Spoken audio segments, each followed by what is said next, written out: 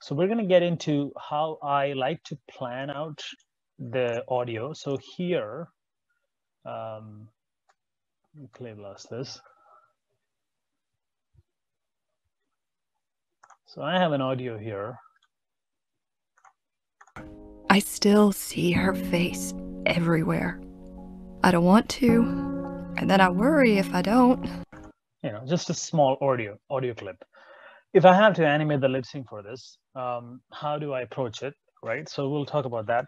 So there's different ways of animating lip sync. Some animators like to just put in the jaw, like, you know, put your hand underneath your jaw, and then while you're talking, you kind of feel the jaw opening and closing, right? And then according to that, some animators like to layer in the mouth shape. So you just do the jaw openings and closings first, then you put on the corners, then you put in the other shapes, and then basically it's a layered animation approach.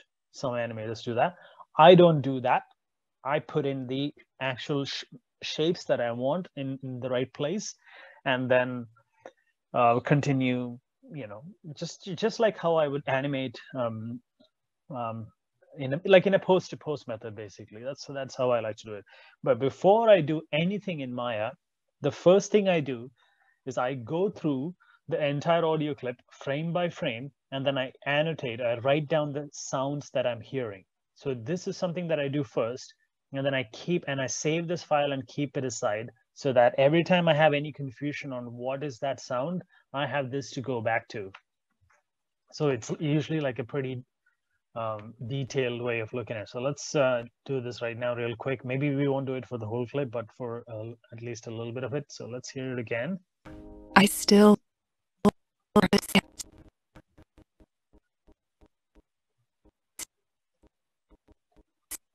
I hear the I still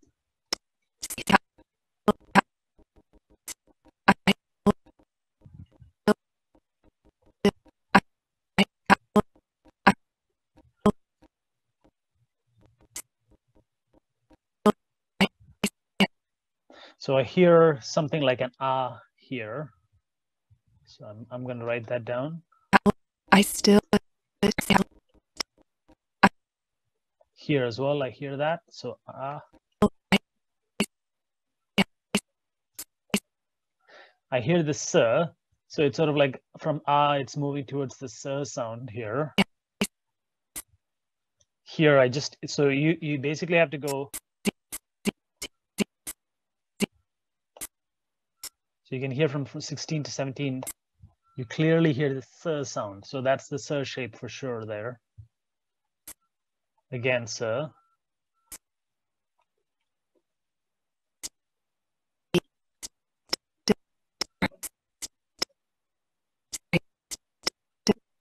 I hear the t.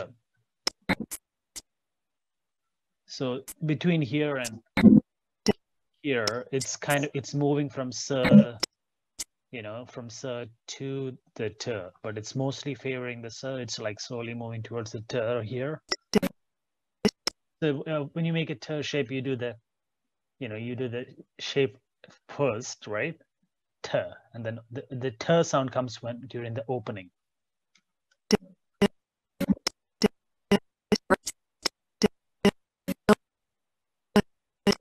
still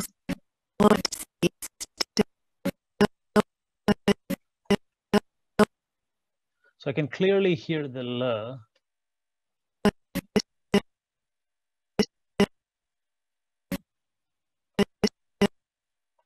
So there's going to be a little bit of the right? The st here. And then here it's going towards the L. So I would want, if this is my mouth and this is my teeth, I would want that tongue to start going up towards the teeth. And then still, right?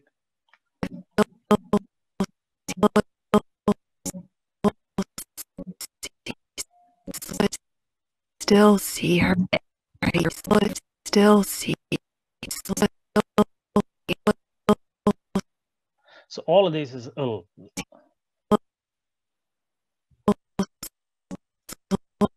See. So here I'm starting to see the movement from L to S.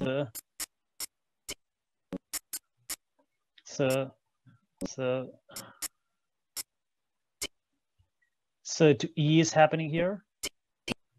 E, E.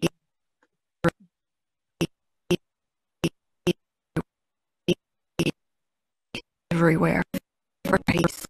Everywhere. Still see her face everywhere. Still see her face. Still see her face.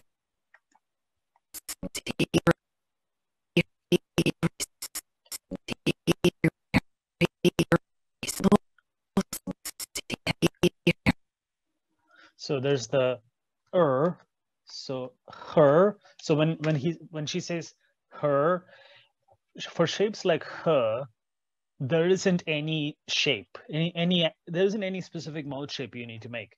Her is just the sound of air coming out through your mouth. Her, like I can put it in whatever shape I want, but it's just air coming out. So when she says her, I don't need to make any specific shape. Her, whatever shape I start with for like whatever the shape is that comes before it, it's just going to go in and just with an opening that'll, it'll become her. I still see her face everywhere. A lot of the things you will notice that overall, once I start splining things out, overall I might have to keep move the mouth up and down a little bit more. Sometimes this part feels a little bit stuck in one spot, so that's why I would use like this controller here to move it up and down a little bit. I still see her face everywhere. So I would say if I'm going to show this as a blocking pass along with the rest of my blocking, I'd probably just do this much and then show it as a first pass blocking along with the body, and I'm showing it to somebody to get it approved, because I don't want to go too far into the lip sync and everything, and then get having to change expressions. So it's probably a good place to be. I still see her face everywhere. I still see her face everywhere.